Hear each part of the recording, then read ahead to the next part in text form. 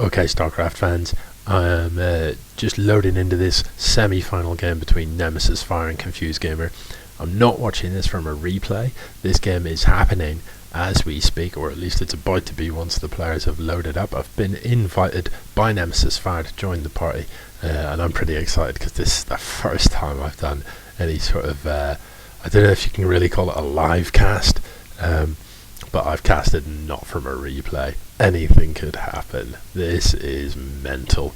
So down in the bottom right here we have NemesisFire playing as the purple Terran. Look at him go, mining damn minerals. Up in the top left we have his opponent, ConfuseGamer. He is the pink Zerg.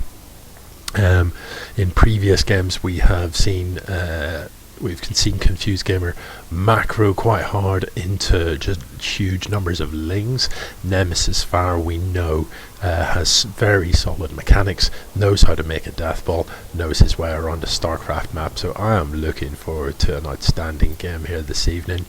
Let me open the production tab for us up in the top left. As we can see, ConfuseGamer just building nothing but drones at present, loves that macro.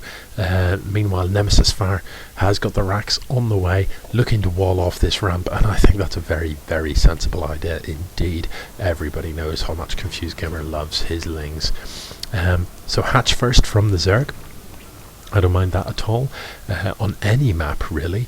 This map, relatively straightforward to push, but this narrowish choke point here isn't too bad to defend, but yeah, I don't think we're going to see any particularly early aggression from NemesisFire, so I don't mind that hatch first at all. Gas goes down as well before the spawning pool. So spawning pool only now coming down. We see that NemesisFire does have a refinery up, but only mining with one there we go, up to 3 SCVs now. A common enough strat as Terran is to open with a Reaper from your first barracks, and if you are interested in doing that, it's generally a good idea to drop the gas, to drop the refinery at about the same time as the racks. The refinery finishes up much more quickly, and you can get 3 SCVs mining from there, and when the barracks finishes, you've probably got just about enough gas to build that Reaper straight away. So NemesisFire with the scout, it's going to be sending that across the map. We can see that his opponent, ConfuseGamer, is spreading overlords across the map, has elected not to send an overlord into the main of his opponent, but rather position them either side. I don't know if you can see those on the mini map, just there and there they go. So, bit of a drone transfer. Where is the scouting SCV? Where did it go? I've lost it. I am rubbish at this game, man. There he is, look. Doesn't help that purple and pink. Purple and pink, that's not easy to see, that little SCV on the on top of the creep there is. I wonder if I... No, wait. Hang on. Can't I like this? I'm sure there's some way I can change the colours, but I don't know how. So everything shipping up pretty normally at present. You can see that ConfuseGamer has got a fairly substantial supply lead there. Zerg is able to build stuff remarkably quickly. Just supply cap momentarily. SCV still being produced by NemesisFire. We see the factory is down and building a tech lab on the factory, so I'd be interested to see what that is going to be for. Perhaps siege tank play, and I do like a bit of siege tank play, especially now that they fly in medevacs in siege mode. That is an absolute bonus. We can see 6 lings in production for the Zerg player ConfuseGamer here. A couple of queens, so reasonably defensively set up. These queens on their own can see off a minor bit of harass. Could certainly see off anything like a Reaper that tried to come in and have a look around. Yeah, the Roach Warren is also going down. An interesting position for the Roach Warren. I'm not sure what I think about that.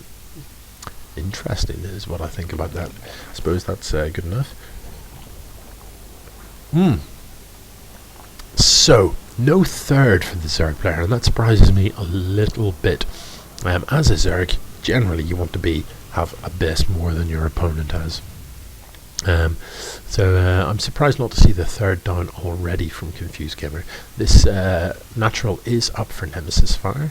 Got a bunch of units up here. I'd like to see him move those down to the bottom there.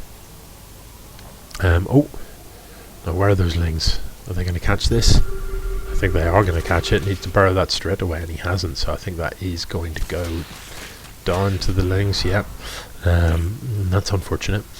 Yeah, let's move these units down onto that low ground there so that they can prevent the lings getting in and doing any damage to this worker line, or even attempting to get up that ramp. Stim we see being researched, good, all normal stuff. Nothing being researched from the tech lab on the factory here, but perhaps we are going to see siege tanks momentarily. Everything's set up. We have the reactor there, we have the reactor there, so plenty of production available. Double eBay would kind of suggest that this is going to be a bio-oriented build, by which I mean Marines and Marauders supported by medevacs. So MMM, nice and standard. Yeah, Nidus in production. Did ConfuseGamer just like supply block himself and build sort of loads of overlords at once or something? What are they all doing there? I don't know. Where's that Nidus gonna pop up? Where is it? The Nidus worm, if you're not familiar with it, is an awesome thing. This can pop up and exit anywhere on the map that he has sight of. So an overlord here can sneak into position and plant the other end of that Nidus tunnel here. You can load units into it. As you can see, he's got a lot of queens loaded in there, and they can pop out. Queens are a clever thing to load. When the Nidus finishes up, it has its own little bit of creeper around it. The queens can come out and put creep trimmers down on that so that that creep starts to spread. And then when you start unloading the world of roaches that no doubt he is going to load into that, when they start coming out, they have that on-creep advantage. Okay, this is shaping up beautifully, isn't it? Here we have these upgrades coming in for NemesisFire. Combat sheet very nearly done. Armor very nearly done. You know, with these upgrades finishing up, I don't see, I see roach speed, but I don't see any standard upgrades for the Zerg player. So really, if he's going to make this move, he needs to make it fast. Will NemesisFire see this? I don't know. Is he watching the mini-map? He can see the blob. Yeah, will ConfuseGamer see this drop? It flew right past his lings. There it is, the Nidus is up, the queens are out. Will he turn the medevac round, or will he unload those units in his opponent's base? I don't know. That he has got those 2 siege tanks. He has he got enough to hold this? I just don't know. It could go any way. You need to do something with this medevac. Either make a decision, bring it home, or unload it in your opponent's base. You need to get SCVs up, repairing these tanks, keeping them alive. Oh, this could be it. This is quite the move from ConfuseGamer. These roaches not being well managed, though. They're parked between the siege tanks, taking fire from both of them.